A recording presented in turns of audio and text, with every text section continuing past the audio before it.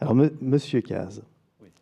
lorsqu'on regarde le vignoble médocain, avec ses châteaux, plus beaux les uns que les autres aujourd'hui, lorsqu'on traverse, on prend la route du Médoc, hein, la route des châteaux, nous avons du mal à imaginer qu'ils ont traversé une longue période de crise, tout au long du 19e siècle et du 20e siècle. Et votre famille s'inscrit dans cette histoire. Vous êtes les descendants d'une famille d'émigrés d'Ariège qui est venue s'installer dans cette presqu'île. Comment la famille Cazes arrive-t-elle dans le Médoc? Bien. Passons au déluge. Vous avez parlé d'une crise qui a couvert, vous avez dit, le 19e siècle. Et le 20e, et une partie non, du 20e. mais ce n'est pas tout à fait exact, parce que l'âge d'or, c'est quand même le milieu du 19e siècle. Et la crise, en fait, elle a commencé vers 1860, 70, 80, avec l'arrivée des maladies de la vigne, le mildiou, l'oïdium, puis le phylloxéra. Et puis ensuite, elle s'est approfondie dans la première moitié du XXe siècle. Elle atteint son paroxysme dans les années 30. Bon. Ma famille est issue de l'Ariège, vous l'avez dit, pour la part paternelle, et du côté maternel, de la Creuse. Et dans les deux cas, c'était des ouvriers.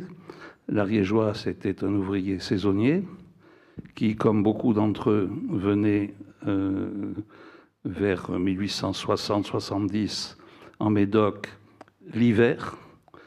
Il restait garder ses chèvres et ses moutons en été dans la montagne, et l'hiver, il descendait sur le Médoc, où il y avait du travail pour préparer les plantations. C'était une époque où on plantait beaucoup, même avant le phylloxéra, et puis ensuite, quand le phylloxéra est arrivé, il a fallu replanter.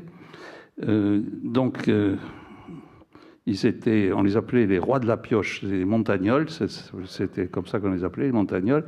Ils étaient très nombreux. J'ai lu quelque part qu'à une période, dans une vieille archive, dans la commune de Saint-Estèphe, il y avait un hiver 1000 Ariégeois. C'est vous dire le masse de personnes que ça représentait. Du côté de ma grand-mère, ils sont originaires de la Creuse, et ils sont venus aussi comme ouvriers, mais pour d'autres raisons. C'était à l'époque où on construisait le chemin de fer de Bordeaux à la Pointe de Grave. Et ils ont construit la voie. Et ensuite, une fois la voie construite, on lui a accordé une petite maison et il est devenu garde-barrière à Pauillac, à côté de Pauillac. Et revenons à l'Ariégeois, le montagnol, lui, il s'est fixé à Pauillac après avoir fait la navette pendant un certain nombre d'années, je ne sais pas combien d'ailleurs. Il s'est fixé à Pauillac et il y a, avec sa femme, qui était ariégeoise elle aussi, et il y a eu ses enfants. Il avait deux fils et une fille, et son fils est mon grand-père, Jean-Charles, qui est né à Pauillac. Son frère aîné était lui né en Ariège, mais lui était né à Pauillac. Et il a grandi là, il est né en 1877, si mes souvenirs sont bons. Et donc à la fin du 19e siècle, et il a devenu adolescent, il a grandi, il a devancé l'appel pour faire l'armée. Je crois qu'il a passé 4 ou 5 ans sous l'uniforme.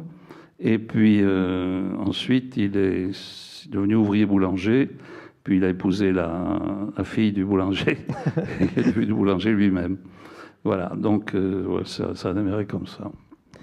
Mais comment votre grand-père, qui est boulanger à Pauillac, acquiert Lingebage dans l'entre-deux-guerres? Ça, c'est beaucoup plus tard. Beaucoup plus tard. Il est donc boulanger au début du siècle, la guerre de 14, il fait la guerre, il fait 4 ans de guerre, comme tout le monde. Il a la chance d'en revenir intact. À son retour, il reprend son métier, boulanger, et en 1926, il y a un accident et la boulangerie prend feu. Elle brûle, il ne reste plus rien. Donc, il hésite, il ne sait pas trop quoi faire, enfin, il redémarre doucement. Mais finalement, il se dit que ce n'est pas le métier qu'il a envie de faire tout le reste de sa vie. Et à cette époque-là, en Médoc, les propriétés viticoles étaient en relativement mauvais état. Les propriétaires étaient souvent absents et ils avaient besoin de ce qu'on appelait des hommes d'affaires pour s'occuper de leur vignoble en leur absence. Donc il s'est occupé de propriétés, parce qu'il était paysan, il connaissait un peu la vigne, ils avaient quelques rangs de vigne, enfin, il savait travailler la vigne. Et il s'est occupé au début des propriétés qui appartenaient à un banquier local qui s'appelait le monsieur Alibert, et qui avait des propriétés dont l'une était, je me souviens, enfin, je n'ai pas connu cette époque-là, mais l'île Patira, en face de Pauillac, où il y avait un vignoble qui appartenait à la famille Alibert, qui était aussi copropriétaire des Ormes de Pesse Saint-Estèphe. C'est comme ça qu'il a été introduit, d'ailleurs, auprès des Ormes de Pesse. Donc, il s'est occupé de ces propriétés. Une à Margaux, l'île Vincent, qui est devenue le relais de Margaux aujourd'hui. D'accord. Et où il y avait des vignes qui appartenaient à un certain M. Pujos, que j'ai connu, moi d'ailleurs, étant enfant.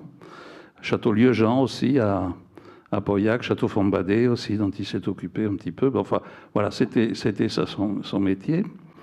Et tout ça dans une ambiance de l'époque qui était totalement désastreuse sur le plan économique. Oui, on était en pleine crise, en fait. On était en pleine crise. J'ai retrouvé dans des papiers, il n'y a pas très longtemps, que m'avait d'ailleurs gentiment donné Daniel Loton, qui les avait trouvés dans ses archives, où des propriétaires de l'époque, je crois que c'était, je ne sais plus quelle propriété, vendaient en 1938 des 29 qui étaient encore en barrique. Parce qu'il n'avait pas l'argent pour payer les bouteilles. Et il insistait dans sa lettre. Il insistait dans sa lettre pour dire que les vins étaient encore parfaitement frais et qu'il n'y avait aucune différence entre la mise de l'époque et la mise d'aujourd'hui. Je veux bien le croire. Enfin. Donc, en 1933, toujours dans le cadre de son activité d'homme d'affaires, il fait la connaissance, enfin, il le connaissait probablement, du général de Vial, qui était un valeureux militaire pendant la guerre de 14 et qui était propriétaire de Château Lingebage, dont il avait hérité, dont sa femme avait hérité. On ne va pas refaire toute l'histoire. Et Félix de Vial se ruinait à entretenir cette propriété. À entretenir la propriété. Il n'habitait pas sur place, il habitait à Paris la plupart du temps, à Saint-Jean-de-Luz également. Et il faisait la navette, de temps en temps il venait à Bordeaux, il constatait l'étendue des désastres. Et en 1933, il a proposé à mon grand-père de prendre la propriété en fermage avec deux conditions. L'une, c'est qu'il n'y avait pas de loyer, le loyer était zéro. Mais la deuxième condition, c'était que mon grand-père devait s'engager à entretenir la propriété sans lui demander d'argent. Ce qui était ça indique bien l'étendue des problèmes de l'époque. Ça a duré 1 an ou 2. Je sais que mon grand-père l'a pris dans ces conditions. La première année, il a récolté, je crois, la récolte 33. Et il a eu la chance de la vendre en totalité à la maison Cruz, pour laquelle il a toujours eu, depuis ce jour-là, infiniment de respect. Parce que c'est, je crois, cette commande sur la totalité de la récolte qui lui a permis de continuer. Et au bout d'1 an ou 2, il s'est mis à payer un petit loyer. Bon. Et après, le général, voyant que, après tout, les choses avaient l'air de fonctionner, à peu près, d'abord, il voulait vendre la propriété. Il n'a pas trouvé d'acheteur. J'ai retrouvé des documents aussi qui montrent qu'il prospectait à Bordeaux, à travers les courtiers, pour trouver un acheteur, désespérément, et il n'en trouvait pas. Et il a fini par accepter une proposition que lui faisait mon grand-père, qu'il ne voulait pas accepter au début, mais qu'il a fini par accepter, pour un prix que je vous laisse imaginer, que je ne connais pas exactement d'ailleurs, mais qui n'était pas... Le prix d'une maison à Pauillac, à peu près... À peu près le prix d'une maison, oui, à peu près, à l'époque. C'est dire la situation économique du vignoble. Mais oui, mais bon... Alors, il faut savoir aussi que dans cette période, je le dis souvent, d'ailleurs ceux qui me connaissent savent que je me répète facilement. Entre 1929 et 1939, sur 18 crus classés de Pauillac, 15 ont changé de propriétaire ou fait faillite. Les 3 premiers sont Les exclus, 3 premiers en fait, sont restés entre les mains des mêmes propriétaires. La tour n'a fait que reculer pour mieux sauter, puisqu'ils ont vendu un peu plus tard. Les 2 seuls qui sont restés fidèles, enfin solides au poste, sont les 2 familles Rothschild, de Laffitte et de Mouton. Autrement, tous les autres, que ce soit les Pichon, les 2 Pichon d'ailleurs, enfin tous ont tous changé de main dans des conditions souvent très difficiles. Donc voilà l'ambiance générale à la veille de la Deuxième Guerre mondiale. Oui. On est très loin de s'imaginer ça aujourd'hui, en fait. Les vins n'étaient pas très bons non plus. Parce que je ne sais pas si vous avez eu l'occasion de boire des 31, des 32, des 33... Non, 34 encore à la rigueur, on en trouve quelquefois, des 35, moi je n'en ai jamais bu, c'est mon année de naissance. Et je n'en ai jamais bu, et il n'existe pas, il a dû passer tout dans le 34 d'ailleurs, probablement, à l'époque. Où il était très très bon, et tout le monde l'a bu tout de suite, ou alors il était vraiment... 36, qui était l'année de ma jeune sœur, n'était pas formidable, on avait quand même quelques-unes. 37 était correct, 38 c'était affreux, 39 épouvantable, 40 pas bon, 41 pas terrible, très mauvais, oui. Etc. C'était vraiment une période difficile à tout point de vue. Il y a la guerre par-dessus en plus, c'est ça qui est terrible. Oui. Une fois j'ai voulu faire un cadeau à un de mes amis brésilien qui fêtait son anniversaire et qui était né en 41. Et donc, il m'avait invité au Carnaval de Rio et pour son anniversaire. Et je me suis dit, je vais lui faire plaisir, je vais l'amener à 41. Et c'est quand même pas courant. Et alors, j'avais quelques bouteilles de 41, j'en ai pris 1 ou 2.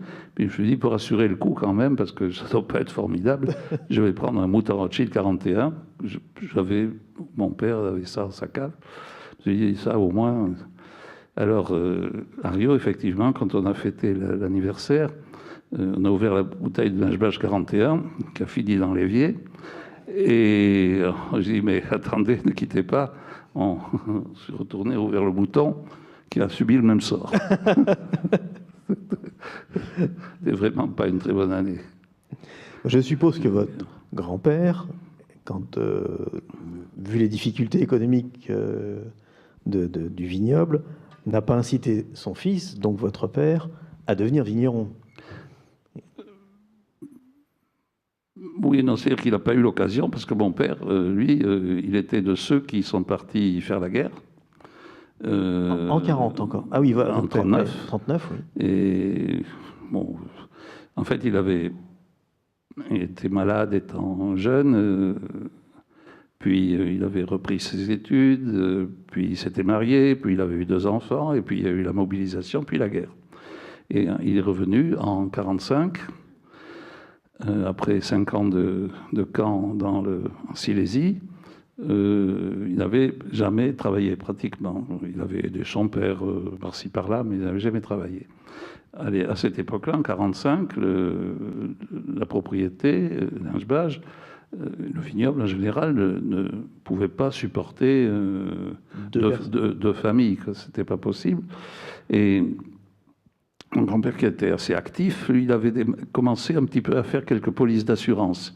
L'incendie de sa boulangerie, qui n'était pas assuré, bien sûr, lui avait appris que l'assurance pouvait servir à quelque chose. Donc, un jour, il s'est dit, pourquoi est-ce que je ne vendrais pas les assurances? Ce serait un revenu complémentaire dans les années 30. Donc il a été à la Banque Alibert, il a pris le journal financier, qui s'appelle je ne sais pas comment, et il a regardé quelle était la compagnie d'assurance, il n'en connaissait aucune, dont l'action valait le plus cher. C'était la Providence. Il s'est dit, ça doit être la meilleure. Et il a écrit à Monsieur le Président de la Providence, Monsieur le Président, je m'appelle Jean-Charles Caz et je voudrais vous représenter en Médoc. Je suis basé à Pauillac, je voudrais vous représenter en Médoc. Et quelque temps après, il a vu arriver un certain monsieur Delose, dont je parlais, quelqu'un qui est peut-être dans le public ici tout à l'heure, et qui était l'inspecteur de la compagnie, qui est arrivé à lui, qui lui a dit « Mettez-vous devant moi, regardez-moi bien, on a trouvé un candidat pour... » C'était parce qu'invraisemblable. Enfin, il a commencé à faire quelques polices d'assurance, et d'ailleurs, mon père l'aidait, qui était malade, il est resté 2 ans... il a dû garder la chambre pendant 2 ans, mais il aidait son père à rédiger des polices d'assurance le soir sur la table de la cuisine. Et après la guerre, donc, ils se sont posé la question, qu'est-ce qu'on fait? Il a commencé à travailler un petit peu avec son père, mais mon grand-père avait un caractère un peu difficile. Ça n'a pas duré très très longtemps. Ils ont décidé en commun accord qu'ils sépareraient les activités. Mon père se consacrerait à faire des assurances et mon grand-père, lui, s'occuperait de la vigne. Des ormes de pèse, et parce qu'entre-temps, il avait acheté les ormes de pèse aussi, à peu près dans les mêmes conditions, en 1940. Donc, il est devenu assureur, mon père est devenu assureur, il a commencé à visiter sa clientèle en vélo, il allait jusqu'à Vendaïs en vélo, je me rappelle, c'était pas mal. Et au bout de quand il a commencé à gagner un petit peu d'argent, il a acheté un moteur VAP qu'on collait sur la roue arrière du vélo pour faciliter les mouvements. Et puis après une voiture, tout ça. Et puis il a devenu un assureur important puisqu'il a créé à Pauillac une agence qui était la 2e en taille de la compagnie en France. Donc c'était pas mal. Il faut dire qu'on avait... il avait 8500 clients dans une ville qui comptait 5000 habitants. Donc il allait chercher vraiment très très loin. Donc il vivait très confortablement, il élevait ses enfants, ma sœur et moi, puis ma deuxième sœur qui est ici, je crois, ce soir, qui est par là, mais qui est arrivée beaucoup plus tard, elle est beaucoup plus jeune. Beaucoup plus jeune, c'est pas la même génération. Et tout en faisant des assurances, mon père s'intéressait au vin, mais un peu de l'extérieur. Il était ami il assurait, il était devenu l'ami de beaucoup de viticulteurs de la région, en particulier Henri Martin, qui était le maire de Saint-Julien. Il s'est fait élire maire de Pauillac en 1947. Voilà, il y a eu beaucoup d'activités. Et il suivait le vin d'assez loin. Et de l'extérieur, c'était mon grand-père qui gérait la propriété pratiquement jusqu'à son décès. D'accord. Et vous grandissez dans cet univers-là? Moi, je grandis dans cet univers. Oui. Pas devenir assureur, ni vigneron. Vous partez faire des études c'est-à-dire que être vigneron, ce n'était pas une option. Je veux dire, moi, quand je voyais l'état dans lequel était le Médoc à l'époque, on a peine à s'imaginer aujourd'hui ce que c'était. C'était misérable, il n'y a pas d'autre mot. Et donc j'avais envie de réussir, il fallait quitter la région, c'était évident. D'ailleurs, les 2 frères de mon père, qui étaient un peu plus âgés, étaient partis à Paris. Ils avaient réussi de brillantes études, tous les 2 étaient reçus à Polytechnique, ils étaient devenus banquiers, et pour eux, Pauillac, c'était... C'était le fin fond de la France. C'était très loin. Donc, moi, j'étais plutôt tenté de suivre ce genre de parcours. Donc, je ne pensais pas du tout que je ferais ni de l'assurance, qui m'amusait moyennement, ni de vin, qui me paraissait un métier pas formidable. Et donc, à 18 ans, après mon bac, je suis parti. Et je suis allé terminer mes études à Paris. Et après, j'ai pris une autre voie. Et d'ailleurs, c'est dans la vie, ce sont des rencontres quelquefois qui font comprendre des directions qui, plus tard, se révèlent importantes. Moi, je voulais être médecin. Quand j'ai passé mon bac, je voulais être médecin.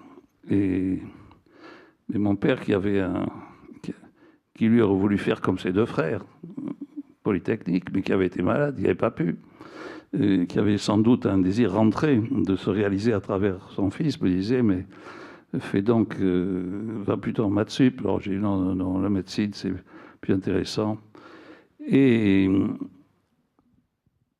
alors là, il a eu un raisonnement tout à fait déloyal. Il m'a dit, la fac de médecine démarre au 15 novembre. Maths sup démarre au 1er octobre. Va donc à Montaigne, rentre en maths sup, et si ça ne te plaît pas, tu fais la médecine. Et c'est donc ce que j'ai fait, j'ai pas voulu lui faire de la peine, avec l'idée que j'allais passer un mois tranquille à Montaigne. Et puis à Montaigne, je suis tombé sur un monsieur qui s'appelait Gerbeau, je ne me rappelle plus son prénom, qui était professeur de mathématiques, et qui était un personnage tout à fait exceptionnel. Et je me suis pris de passion pour les maths. Passion, je ne sais pas si on peut employer ce mot, mais je trouvais que ça avait beaucoup d'intérêt, quoi. Et du coup, j'ai abandonné l'idée de faire la médecine et j'ai fait une carrière d'ingénieur ensuite. En informatique. Ah oui, plus tard, oui. Oui, parce que là aussi, il y a eu des rencontres. Et j'étais géologue pétrolier, en fait, au départ. Ah oui, effectivement, on est loin c'est pas tout à fait la même chose. Et c'est une rencontre à Paris, au cours d'une permission au début de mon service militaire, qui m'a suggéré, enfin, un ami qui faisait son service militaire au ministère de l'Air, qui m'a dit, il y a de la place chez nous, pourquoi tu ne demandes pas être muté au lieu de partir en Algérie? Je vais partir en Algérie. Demande d'être muté au ministère pour t'occuper des ordinateurs qu'on va installer. On va installer les ordinateurs. Je ne savais pas ce que c'était qu'un ordinateur. Et il me dit, on demande des spécialistes. Je dis, je ne sais même pas ce que c'est. Il me dit, c'est pas grave.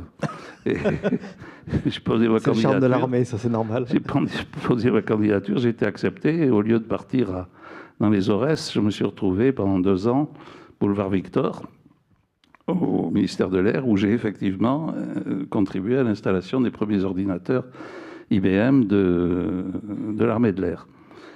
Ce qui fait qu'à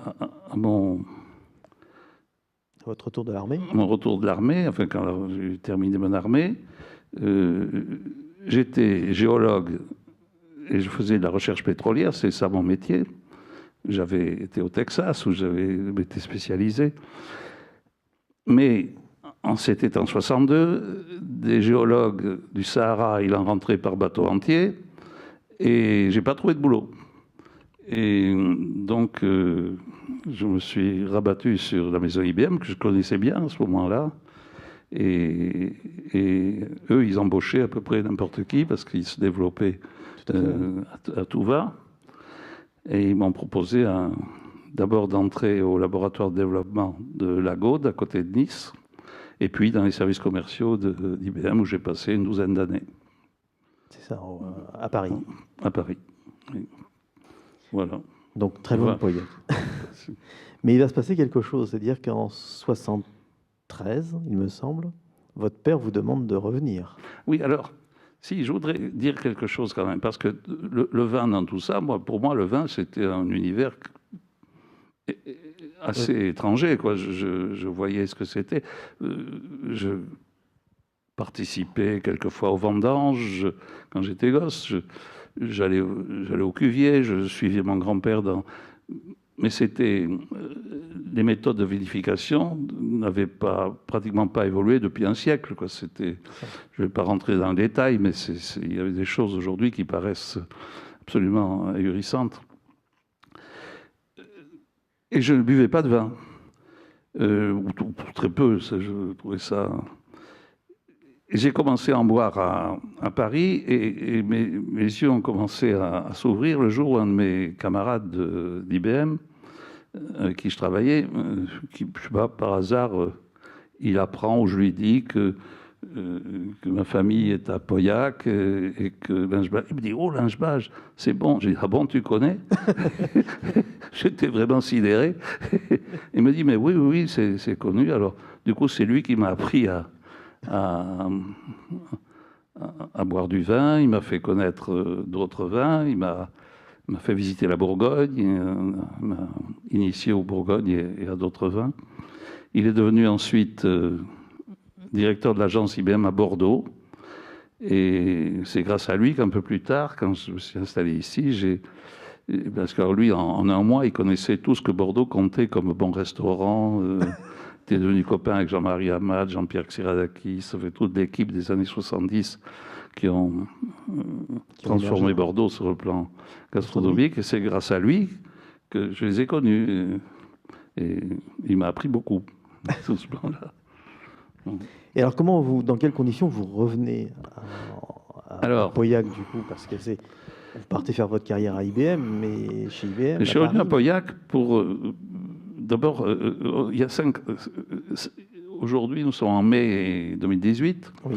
Il y a 50 ans exactement, il y a eu mai 68. Moi, j'ai vécu mai 68 à Paris. C'est l'époque où, quelques semaines auparavant, j'avais rencontré celle qui est devenue mon épouse, qui se trouve juste en face. Là, donc, elle vérifie que... Teresa, portugaise, et originaire du Mozambique, pardon, il faut préciser. Et ensemble, nous avons pas fait les barricades, mais enfin, on a circulé dans Paris au moment de mai 68, c'était tout à fait nouveau. Alors tout ça, ça a l'air anecdotique, mais le mai 68, pour les gens de ma génération, ça a été un véritable bouleversement intellectuel. Ça a changé beaucoup la manière de voir les choses. Par exemple, quand j'étais à 18 ans, je n'imaginais pas faire ma vie en province. Si je voulais réussir, c'était Paris. Après mai 68, on pouvait très bien aller s'établir à Marseille ou à Dijon et être parfaitement heureux. Donc ça a changé beaucoup. Je me souviens d'ailleurs qu'à cette époque-là, IBM nous demandait à ces cadres, demandait une fois par mois, je crois, ou une fois tous les 2 mois, on devait passer une journée à recevoir des candidats, à les interviewer et donner une appréciation. Ça fait partie de... Et je me souviens que les candidats, avant mai 68 et après mai 68, c'était plus les mêmes. Ah oui. Ils avaient des réactions différentes, des aspirations différentes, ils raisonnaient pas de la même manière. C'est tout à fait, avec le recul, c'est tout à fait frappant. Donc, moi j'ai continué après mai 68 à IBM, nous sommes mariés, puis on a eu des enfants. Mais je me suis dit, commençais à me dire, mais pourquoi pas continuer ma carrière ailleurs qu'à Paris. Et je me rappelle, j'avais envisagé Bruxelles ou d'autres métropoles, d'autres villes. Et un jour, en 71, en parlant avec mon père, avec qui je déjeunais, dans un restaurant qui s'appelait le Beaujolais, je me souviens. Rue de Hautefeuille, Paris. Il me dit qu'il a trop de travail, que la mairie lui prend beaucoup de temps, qu'il était conseiller général, que mon grand-père était maintenant plus en état de s'occuper de linge-bage, donc il fallait qu'il s'occupe du vin, et qu'avec l'assurance, ça faisait beaucoup. Et je crois qu'il m'a dit, en passant comme ça, les affaires vont un petit peu mieux. C'était en 71. On pourra en dire 2 mois après, oui. Ça serait peut-être l'occasion de se débarrasser des vignes. Parce que lui, il n'y croyait pas du tout. Lui, voilà, il ne croyait pas du tout. Lui, il avait vécu toute sa vie dans une ambiance de crise profonde. Donc, il n'y croyait pas vraiment, ou il se disait, il y a une éclaircie, profitons-en. Et là... Oui, profitons-en, non pas pour investir dans le vignoble, mais pour vendre les vignes. Oui. C'est tout à fait différent. Un peu, il me semble, c'est passé comme ça. Et donc, alors moi, ça tombait justement à un moment où le fait d'habiter Paris, pour moi, c'était plus essentiel comme avant. Et je lui ai proposé de venir l'aider, qu'à nous deux, on y arriverait, que son agence d'assurance était assez importante pour faire vivre deux familles, donc sur le plan matériel, on s'en sortirait. Et il n'a pas été enthousiaste du tout. Il m'a regardé, il m'a dit, tu ne veux pas venir vivre à Pauillac? Je lui ai dit, ben, peut-être, pourquoi pas. Enfin, voilà. Et finalement, après 2 ans de réflexion, en 73, on a fait le saut. Mon épouse, qui croyait avoir épousé un ingénieur parisien, s'est retrouvée à la campagne, à Pauillac, en Médoc. C'était un gros changement. Une révolution culturelle, c'est sûr. Et voilà, c'est passé comme ça. Et au début, j'ai d'abord fait un stage à la compagnie d'assurance, à la Providence, où j'ai appris à faire des assurances. À rédiger les polices incendies, les voitures et tout, ça, je savais faire. Et vous êtes devenu assureur, d'ailleurs. Je suis devenu assureur. Et d'ailleurs, si on voulait manger, il fallait faire l'assurance, parce que le vin ne rapportait toujours pas grand-chose. Et dans quel état, bon, en 73, vous arrivez donc à Pauillac, mais est-ce que l'embellie qu'annonçait votre père Non, dans alors, du vin l'embellie, elle faisait suite à l'ouverture du marché américain. Au cours des années 60, sous l'influence de gens comme Alexis Zichine en particulier, qui a été un personnage très important pour Bordeaux. Pas que pour Bordeaux d'ailleurs, puisque... Pour les vins français même. Pour le vin français en général. Le marché américain a commencé à s'ouvrir un petit peu. Et en 70-71, il y a même eu un engouement extraordinaire des Américains, qui fait que les prix ont augmenté brutalement.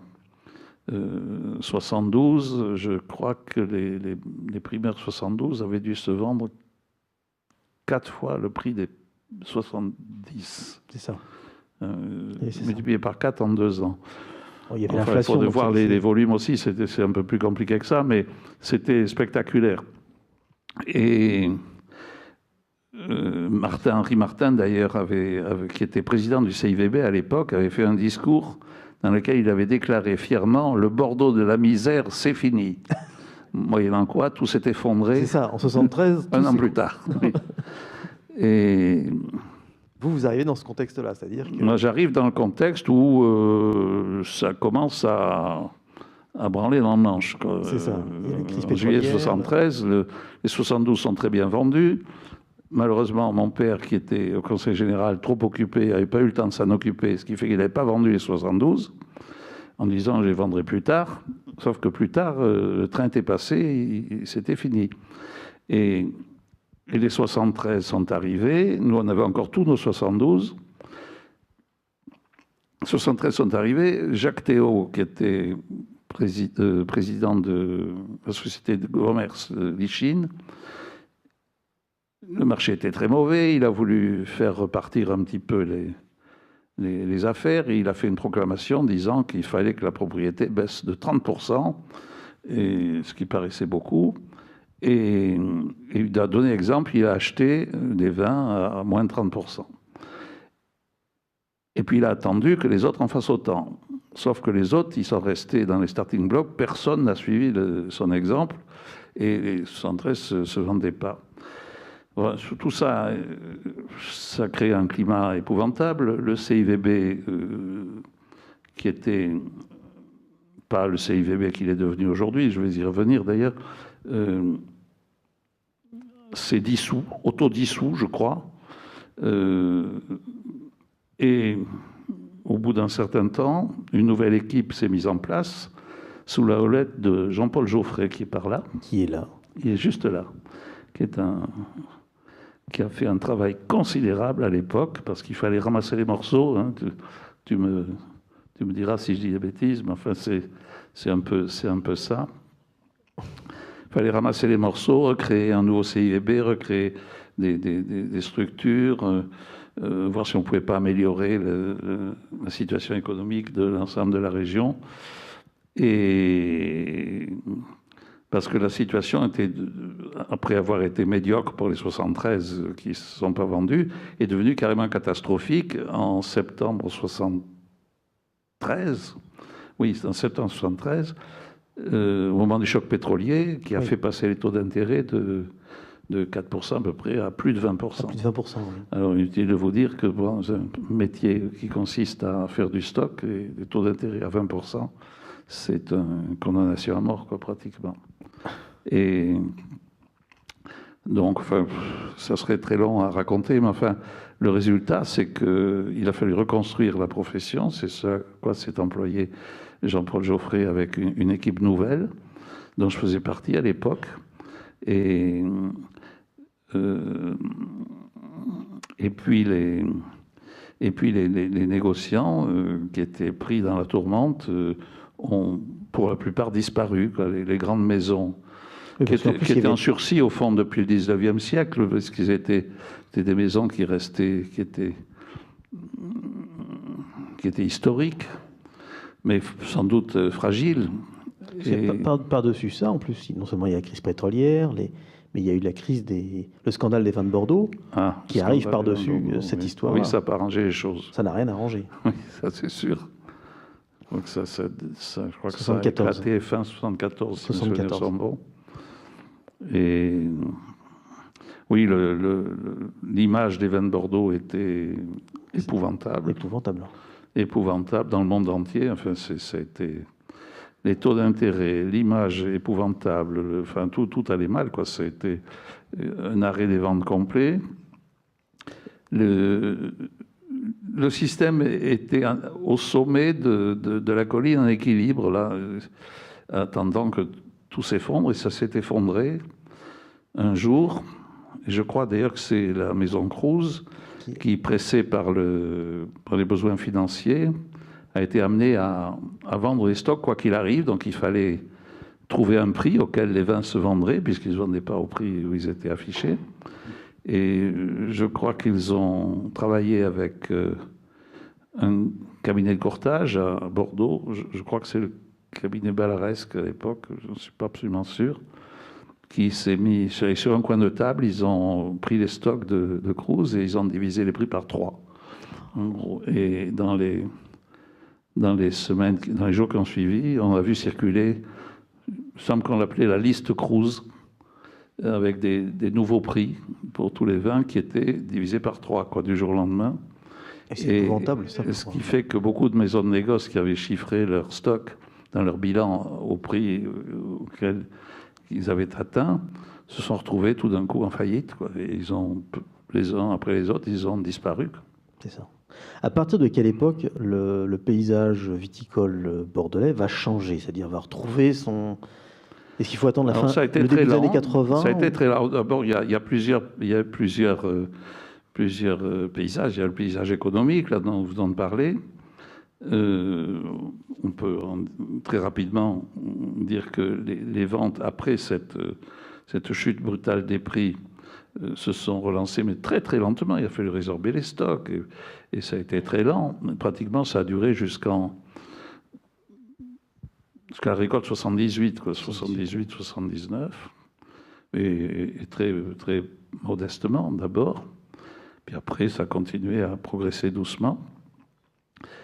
Sur le plan technique aussi, ça a été une période de révolution, parce que c'était le moment où les énologues ont pris le pouvoir, quoi, un petit peu à Bordeaux. Ils avaient commencé un peu dans les années 60, mais surtout dans les années 70. Et on découvrait, par exemple, la malolactique, la fermentation malolactique, c'était quelque chose qui était ignoré, un phénomène qui était ignoré de la plupart des maîtres de chai. Alain Jbage, chez nous, par exemple, notre maître de chai, qui était un monsieur très compétent et très intelligent et beaucoup de qualité, mais lui, fermentation malolactique, il ne savait pas ce que c'était. Quand les vins se mettaient à travailler un peu au mois de mai, on disait que c'était en sympathie avec la sève qui montait dans les rameaux de vigne dans le vignoble. C'est vous dire. Effectivement. Et le problème, c'est qu'au moment où les vins se vendaient très très difficilement, au cœur de la crise, les négociants se sont aperçus, certains d'entre eux en tout cas, que certains vins qu'ils avaient achetés n'avaient pas fait la fermentation malolactique et que c'était un remarquable prétexte pour en refuser la livraison et le paiement. Donc, j'avais un voisin, on m'appelle à Bages, qui avait toute sa récolte de 72, je crois, et qu'il avait vendu à je ne sais pas quel négociant. Et il me disait, il ne veut pas les prendre, il ne veut pas les payer, cet animal. Il dit qu'il n'a pas fait malolactique. Il dit, qu'est-ce que c'est que ce truc-là? Il est bon, mon vin. et voilà, donc nous sommes trouvés tous, et nous on était dans le même cas, on ne savait pas, on ne le faisait pas, la malolactique. Elle se faisait toute seule au mois d'avril ou mai, quand elle se faisait d'ailleurs. Donc on a... Ça, c'était une période de révolution, donc oui, c'était une révolution. Alors c'est l'Institut d'énologie était appelé à la rescousse, et c'était la grande époque de Pénaud, Ribéreau-Gaillon, Jean Ribéreau-Gaillon et Émile Pénaud. Émile Pénaud, surtout parce que Émile Pénaud savait parler aux gens. Il avait été ouvrier de chais dans sa jeunesse, donc il avait le même vocabulaire que les gens dans les chais, donc le message passait plus facilement avec lui. Et tout d'un coup, les propriétaires sont devenus très demandeurs de ce genre de technique, puisqu'il fallait absolument faire des malolactiques si on voulait vendre le vin, quoi. Sinon, il n'y a aucune chance de le vendre, déjà qu'on ne le vendait pas facilement. Or, les systèmes de vinification, les équipements étaient anciens, beaucoup datés du 19e siècle, ils ont été un peu modernisés dans les années 20 ou avec les cuves béton, oui. 50, avec des cuves béton souvent, oui. Mais enfin, c'était quand même très, très, très vétu, c'était pas adapté du tout. Faire des malolactiques dans des cuves en bois plus ou moins disjointes, ça tient de l'exploit, quoi. C'est pas possible. Et en 73 en particulier, où on a été la première année, on a essayé de faire des malolactiques aussitôt après la fermentation alcoolique. Ça a été une catastrophe parce que les acidités volatiles montaient, les bactéries s'intéressaient plus à l'alcool qu'à l'acide malique. C'était très très compliqué, quoi. Alors ça a amené beaucoup de gens à moderniser leurs installations, parce qu'avec les installations issues du 19e siècle ou même plus récentes, on ne pouvait pas travailler en de bonnes conditions. Voilà. Donc, et ça a été imposé aux viticulteurs, ce besoin de nouvelles installations, à un moment où justement ils n'avaient pas les moyens d'investir. Ça, voilà. Donc ça a été très difficile. Et l'embellie, donc on voit que ça progresse. Techniquement, les nouvelles installations arrivent dans les années 70, et le tournant où Bordeaux renaît enfin. Ça avait commencé avant, hein, parce que le message de Pénaud, Ribéreau-Gaillon était passé dans les années 60 auprès de viticulteurs qui avaient un peu d'avance, comme... Thierry Manoncourt, à Figeac, était déjà au courant. Thierry, je ne sais pas, mais Delmas à Aubryon était un des premiers convaincus, Jean-Eugène Bory à Ducreux-Beaucaillou, et quelques autres. Il y en avait quelques-uns, quoi, mais la grande masse... oui, c'est ça. Il faut y être pionnier, mais derrière, il faut que l'ensemble du vignoble suive. C'était compliqué. Et les années 80, qu'est-ce que les années 80 amènent, en fait? Alors, d'abord, il y a un troisième volet qu'on n'a pas évoqué, c'est le volet commercial. J'ai parlé de l'ouverture du marché américain dans les années 69, 70, 71. Il s'est produit un phénomène analogue, je crois que c'est en 77, avec le marché japonais. Jusque dans les années 60, le marché des vins de Bordeaux, il y a des négociants ici qui ne savent pas par cœur, c'était essentiellement l'Angleterre, les villes du nord de l'Europe, oui. La Baltique, le nord de l'Allemagne, un petit peu la Belgique, et la Hollande, et voilà. arrivent les États-Unis, 77 Le Japon. le Japon, et puis à peu près à la même époque, les Suisses et les Allemands se mettent à regarder du côté de Bordeaux, alors qu'ils avaient souvent les yeux tournés vers le Bourgogne. La Bourgogne, oui. Ils se mettent à regarder vers le Bordeaux. Donc, il y a de nouveaux marchés qui se créent, qui s'ouvrent. Ça a été très important pour lancer le commerce. Et puis, on s'est mis à vendre des vins dans des pays auxquels on n'en vendait pas. Enfin, le négoce a fait son travail, quoi. Et vous, votre expérience aux États-Unis, alors dans la pétrochimie, hein, est-ce que ça vous a permis d'aller voir, d'aller retourner aux États-Unis, d'aller vendre vos vins, d'être plus hardi que les autres pour aller chercher ces marchés-là? Oui, j'ai eu beaucoup de chance parce que en 78, je crois, j'étais très lié à Philippe Cotin, qui était le patron de Mouton Rothschild à l'époque, qui était un homme très remarquable et qui avait eu un succès formidable avec la marque de vin Mouton Cadet qu'il avait pas créée, mais qu'il avait développée de façon considérable, en particulier aux États-Unis. Et je faisais très souvent appel à lui parce que il avait un esprit très ouvert pour tout ce qui était promotion, publicité, c'est pas le mot, mais oui, promotion des vins, réception, tout ça. Il était toujours d'accord pour participer à des opérations collectives. C'était une autre époque. Et Philippe Cotin, un jour, m'appelle et me dit, voilà, les premiers crus de Bordeaux, les 5 premiers de...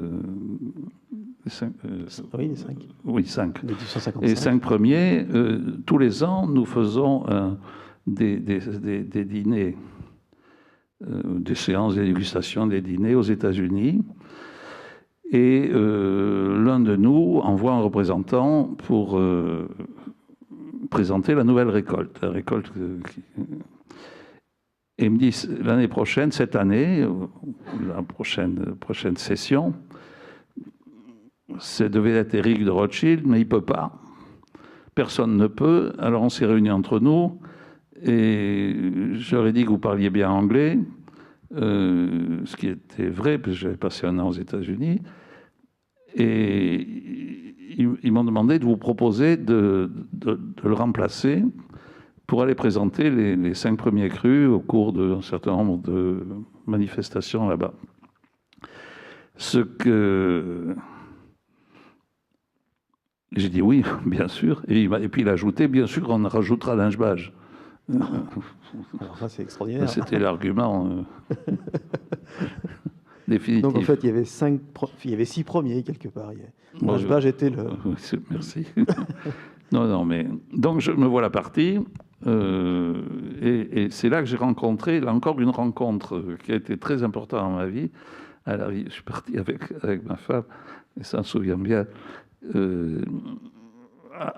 On arrive à Los Angeles, direct de Paris. Moi, je n'avais pas été aux États-Unis depuis mes années d'IBM, et donc plusieurs années. Puis je détestais l'avion à l'époque. Donc j'arrive un peu abruti. Sur le trottoir, on rencontre un monsieur qui nous attendait, qui s'appelait Miklos Dora, un type d'origine hongroise, qui était le représentant personnel de Philippe de Rothschild aux États-Unis. Et c'est un personnage très, très étonnant. Je rencontre une autre fois. Mais non, c'est trop long. C'est une vie incroyable. Qui va fêter sa 105e année en juin. Ah oui, d'accord. Oui. Et Miklos, la première chose qu'il dit à ma femme, il dit, on va passer 2 semaines ensemble. Et vous, dit-il comme ça, d'un air mauvais, rappelez-vous, il faudra être à l'heure. C'était Philippe de Rothschild l'année avant. Il n'était pas à l'heure. Alors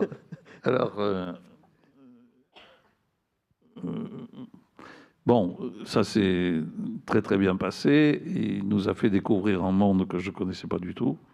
On a circulé Je me souviens, le premier dîner, c'était le lendemain de mon arrivée dans un restaurant à la mode de Los Angeles avec des acteurs de cinéma. Il y avait Dinah Shore, il y avait des...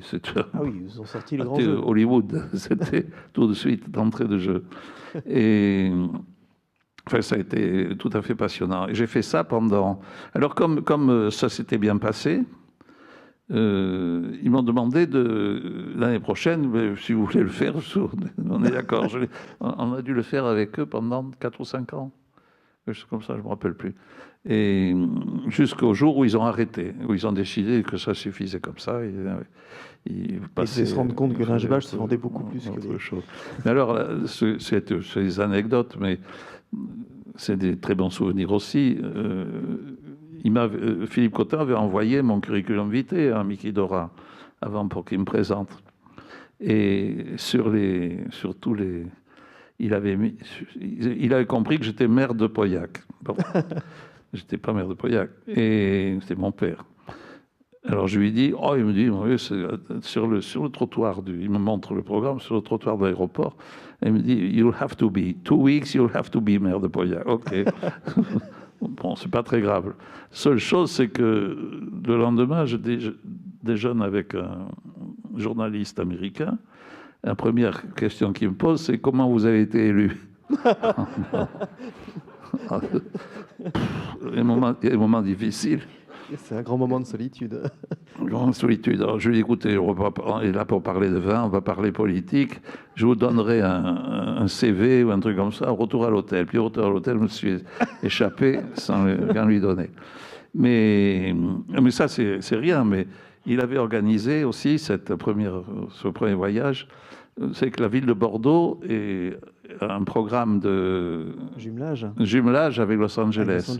Oui. Bordeaux Sister City programme. Il avait donc organisé à la mairie de Los Angeles une réception où le maire de Los Angeles, qui s'appelait, comment il s'appelait? Tom Bradley, qui était noir. C'était un noir qui était le premier maire de couleur d'une grande ville américaine. Du formidable, un ancien flic. Et alors là, j'arrive là, au 27e étage, je regarde le programme. Maire de Bordeaux. Maire de Bordeaux. Et... Ouf. Alors là, il y avait 200 personnes. Vous montez sur l'estrade et le maire de Bordeaux doit faire un laïus, c'est pas évident. Et je me disais, il y en a un qui va lever le doigt, qui va dire, je le connais, lui, c'est pas vrai, c'est pas lui. Ils n'ont pas moufté, ils ne devaient pas savoir où était Bordeaux, ils étaient là. Et ça s'est bien terminé, malgré tout. Enfin, ça, c'est des bons souvenirs.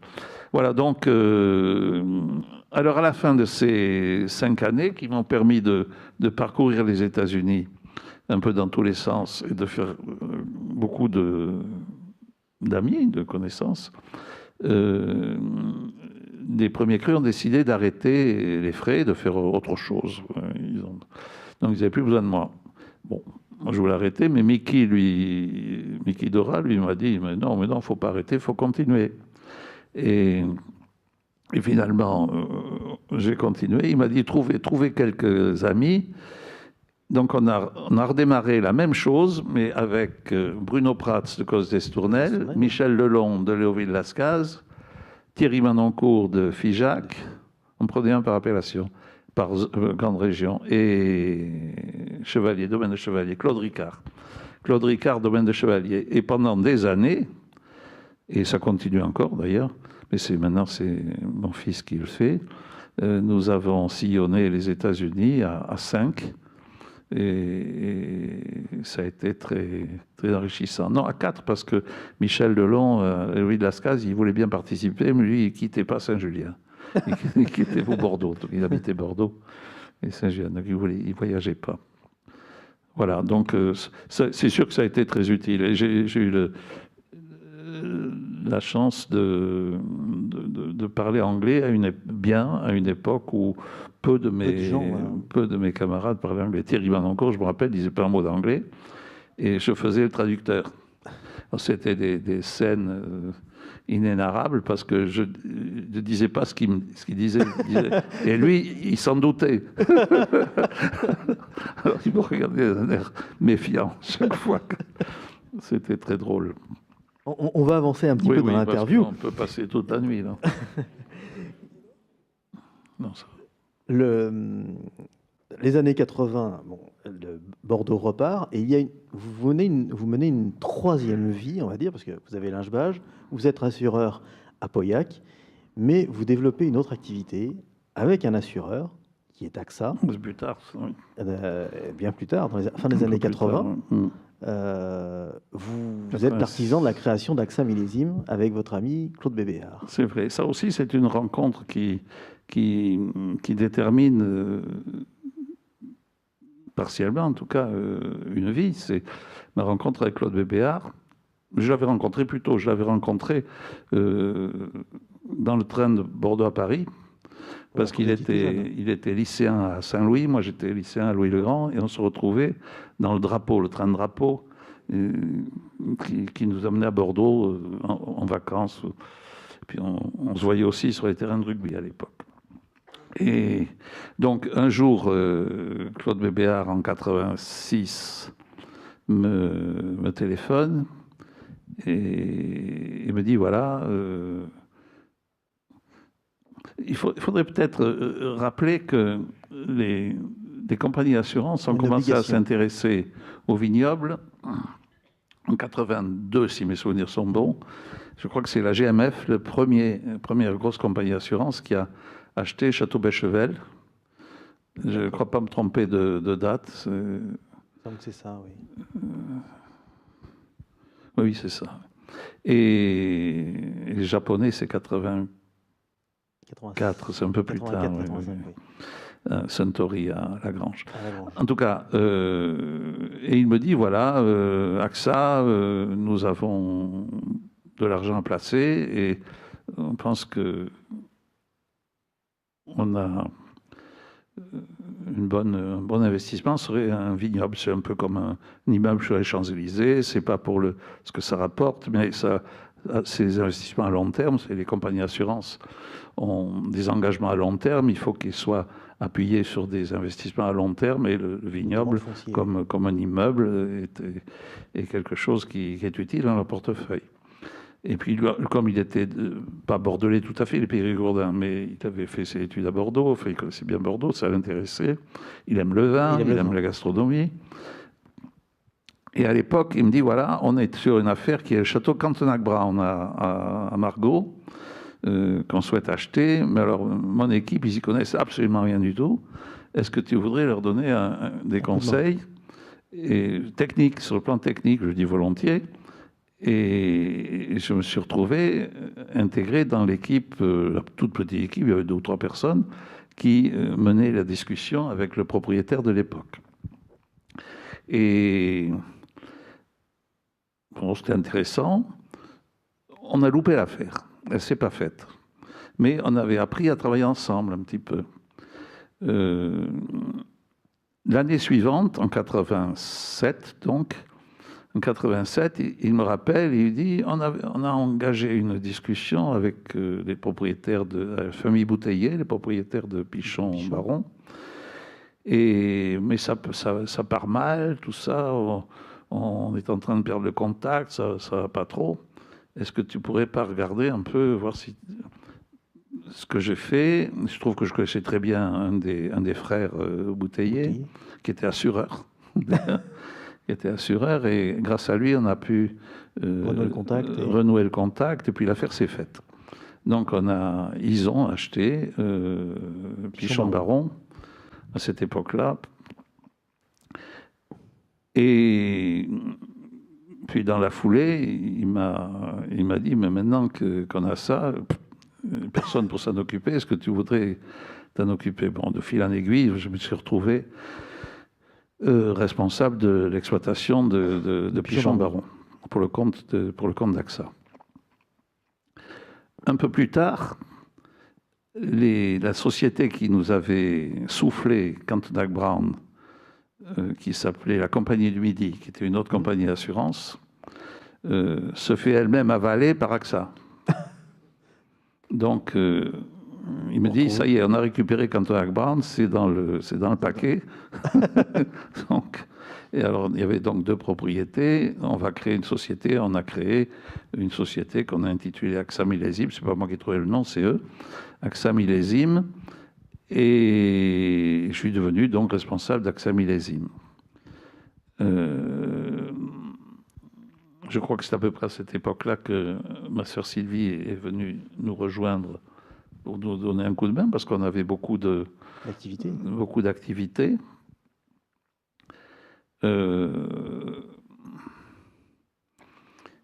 Et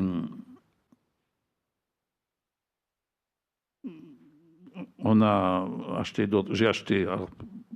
Pour eux, j'ai acheté Château-Pibran à Pauillac, puis Petit Village à mon ami Bruno Prats, à Pomerol. Et ensuite, un jour qu'il était à la chasse, un jour que Claude était à la chasse chez le président Giscard d'Estaing, il rencontre un expert agricole qui s'appelle le marquis Hector de Galard, un personnage haut en couleur, sympathique, très haut en couleur, qui lui vante les beautés et les joies de la chasse au cerf dans les forêts de Zemplen, à côté du vignoble de Tokaj en Hongrie. Et il m'appelle, il me dit, dis donc, tu ne crois pas que c'est bien Tokaj et tu devrais aller voir un peu ce qui se passe là-bas. Peut-être qu'on pourrait... Ils sont en train de privatiser le vignoble qui avait été nationalisé par les communistes. Hein.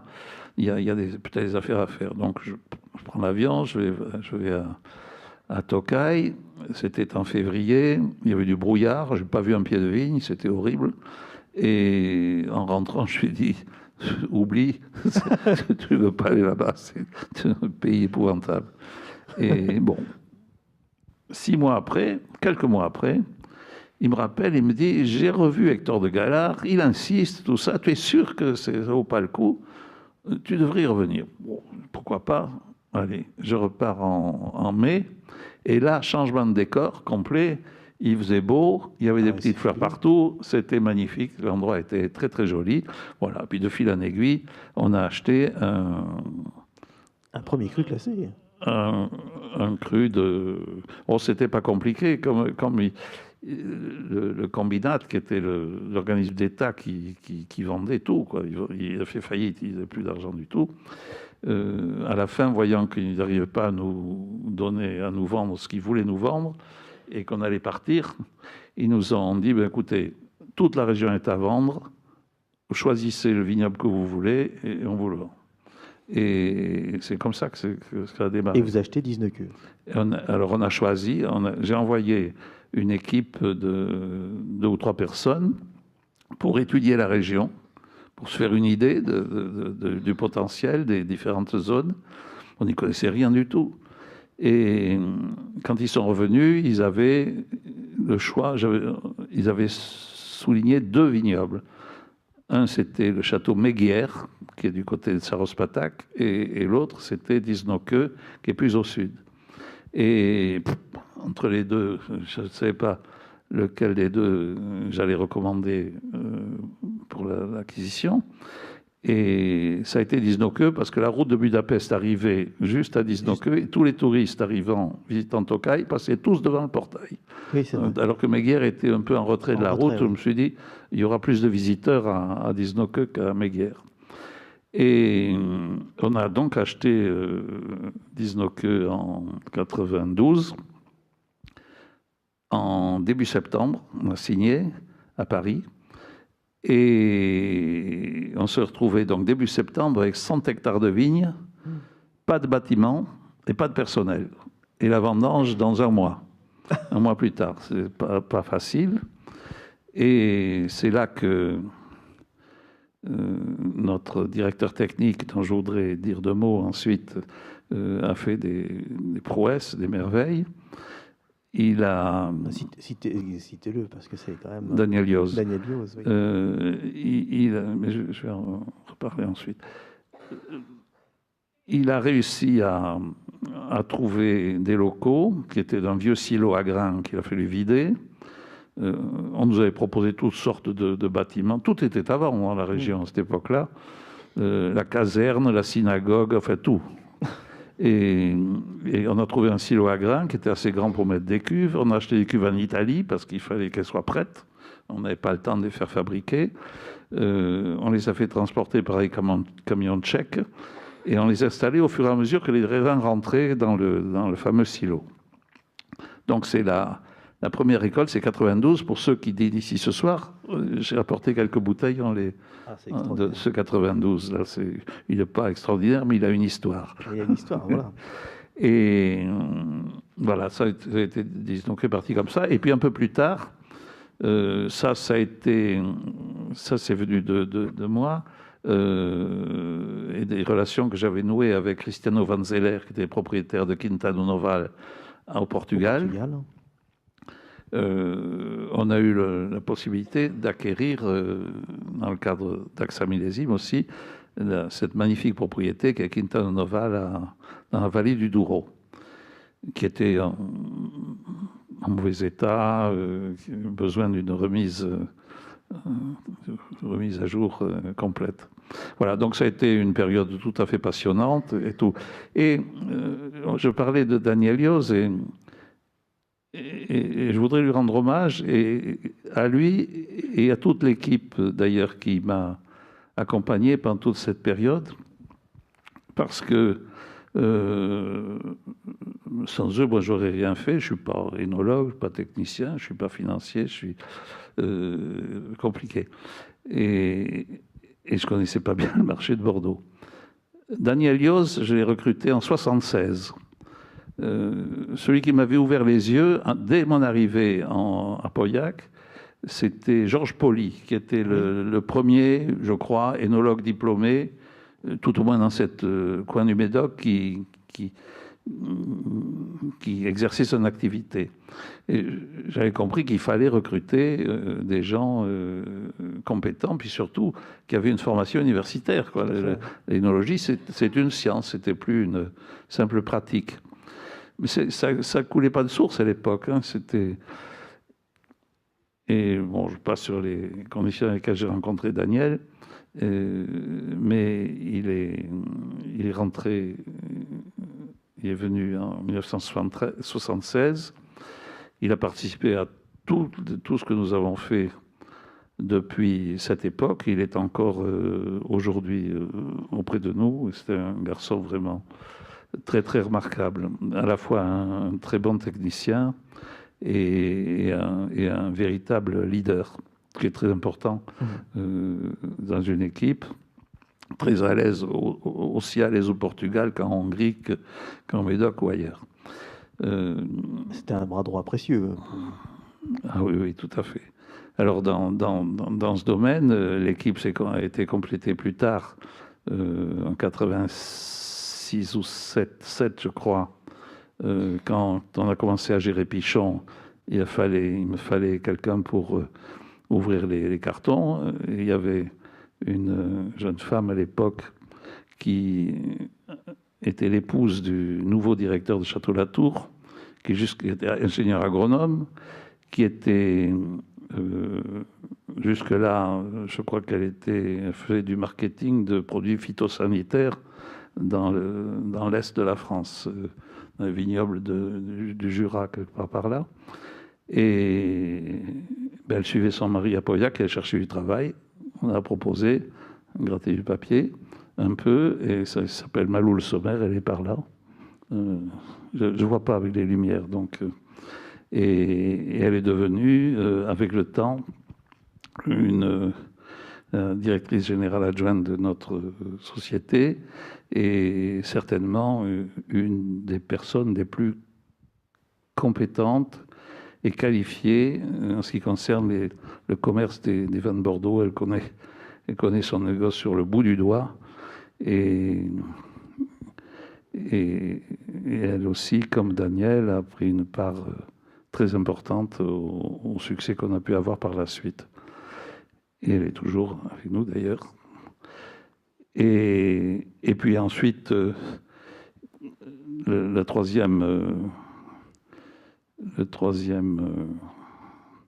de l'équipe, c'est arrivé un peu plus tard, je crois vers 90, Pierre Doumanjou, qui lui était financier, qui nous apportait ce que moi, je n'avais pas trop, c'est-à-dire il savait compter, je crois, expert comptable de formation, et il est arrivé par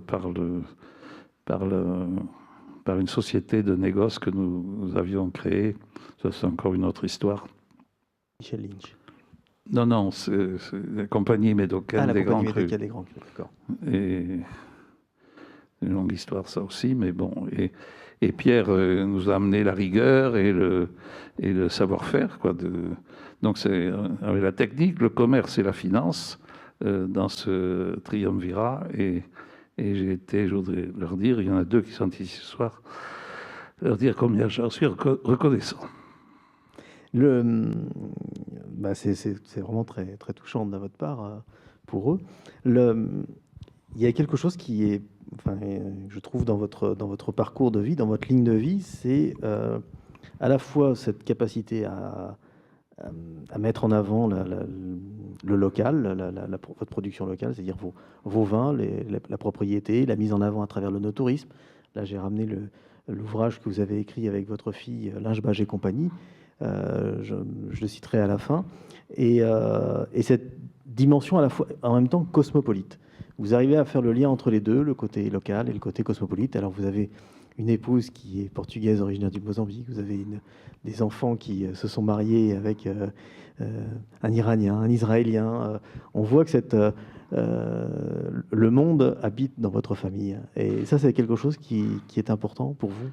Oui, c'est important. Puis c'est quelque chose à laquelle je crois vraiment, c'est que Bordeaux doit beaucoup de son succès aux contributions qui lui ont été faites par des gens venus d'horizons extrêmement variés.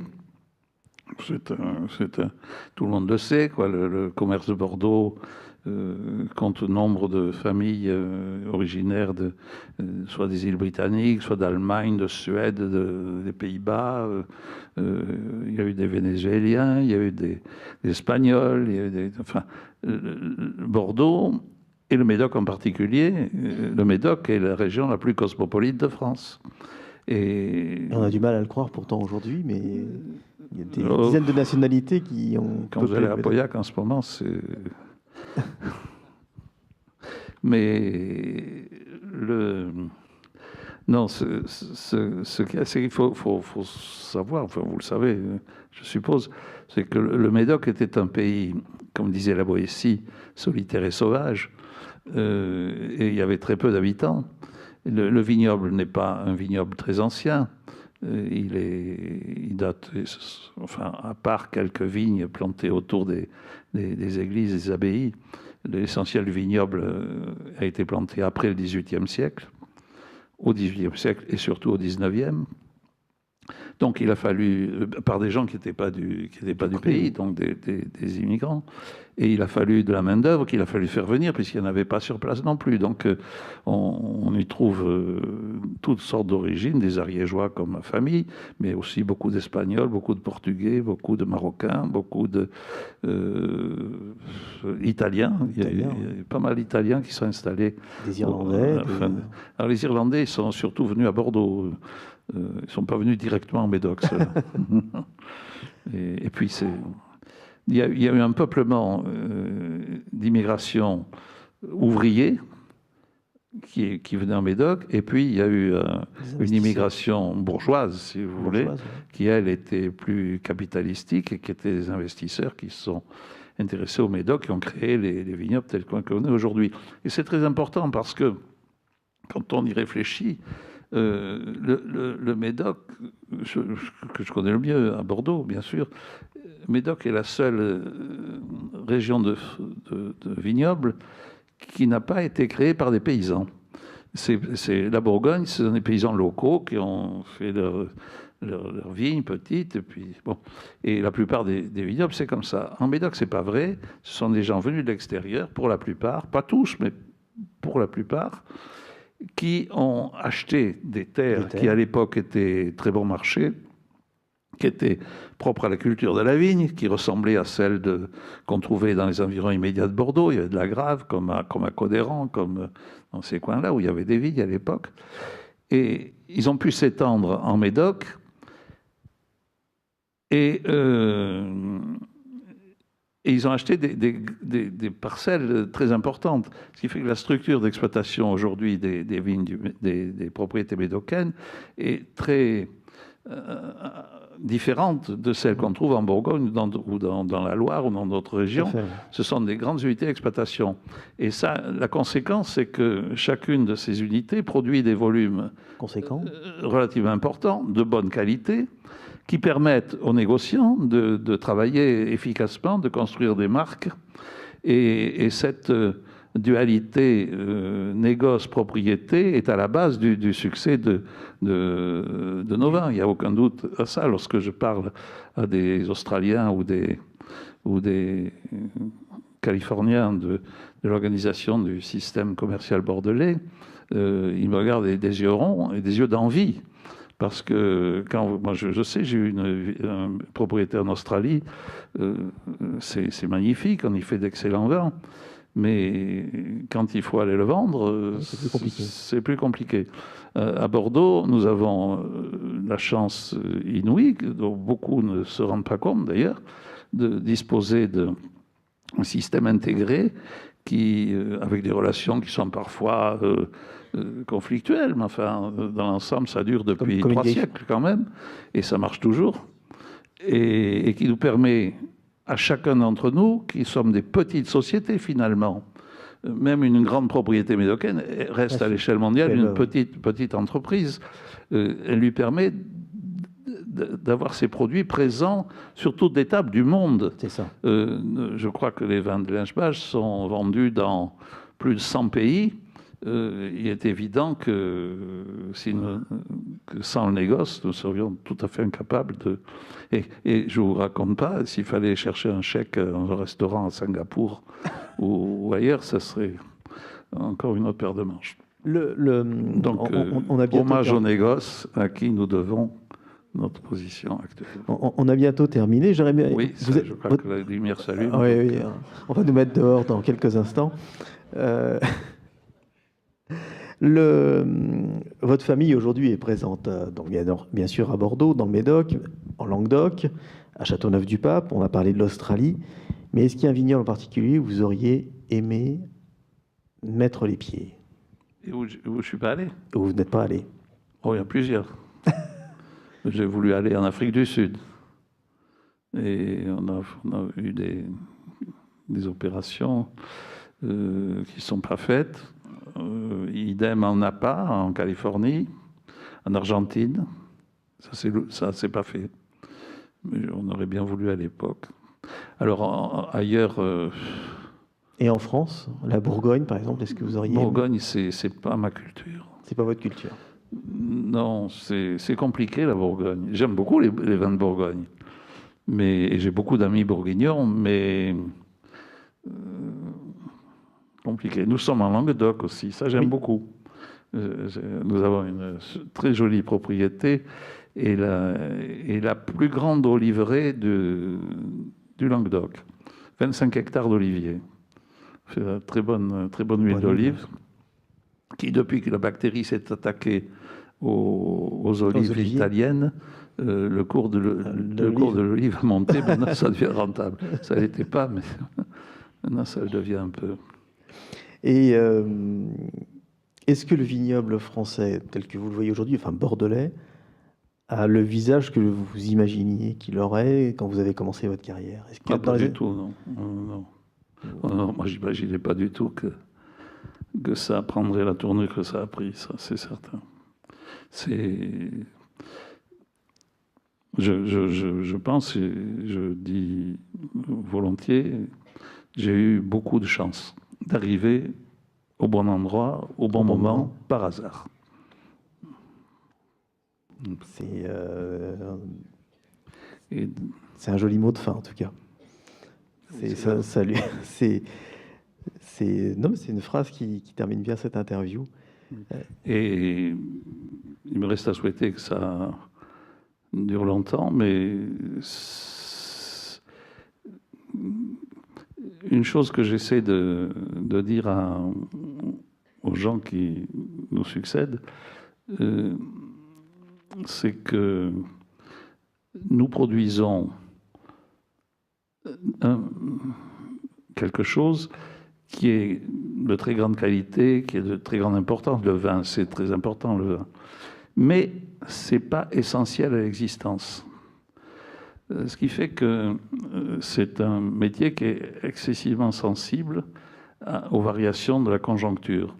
D'autant plus que les gens qui s'intéressent au vin, et les plus grands amateurs, ont dans leur cave souvent des centaines, voire des milliers de bouteilles. Le jour où ils sont inquiets, pour une raison, parce que M. Kim Jong-un fait des siennes, ou pour toute autre raison, un tremblement de terre en Californie ou n'importe quoi, tout d'un coup, ils trouvent le vin moins bon, ils n'en achètent plus, et les ventes peuvent s'arrêter brutalement. Moi, j'ai connu ça dans ma carrière plusieurs fois, enfin, pas très souvent, heureusement, mais...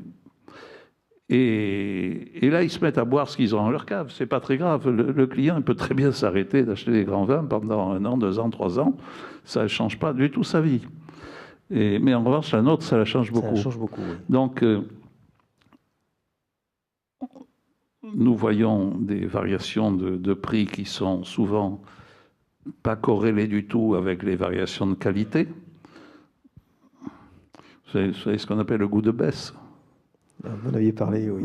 Mais expliquez-le au public. Le goût de baisse, c'est une vieille histoire du courtier qui voit voir un propriétaire qui lui fait goûter son vin et le propriétaire lui dit « Alors, vous en pensez quoi ?» Il tourne le verre plusieurs fois longuement, puis il dit « Il a un goût bizarre, un peu particulier, je n'arrive pas... » « Ah, je vois, dit le propriétaire, vous lui trouvez le goût de baisse. » Quand les affaires sont difficiles, le vin est moins bon, c'est bien connu. Et voilà. Et d'ailleurs, c'est souvent des récoltes médiocres qui sont vendues le plus cher. Rappelez-vous le 97, qui a été la récolte une des moins bonnes de la décennie 90 et qui a battu tous les records de prix à l'époque. C'est pas rationnel, quoi. Il y a beaucoup d'éléments. Voilà, je crois que... Je vous remercie, Jean-Michel. Je vous remercie pour votre attention. Alors, il y a peut-être des questions dans la salle.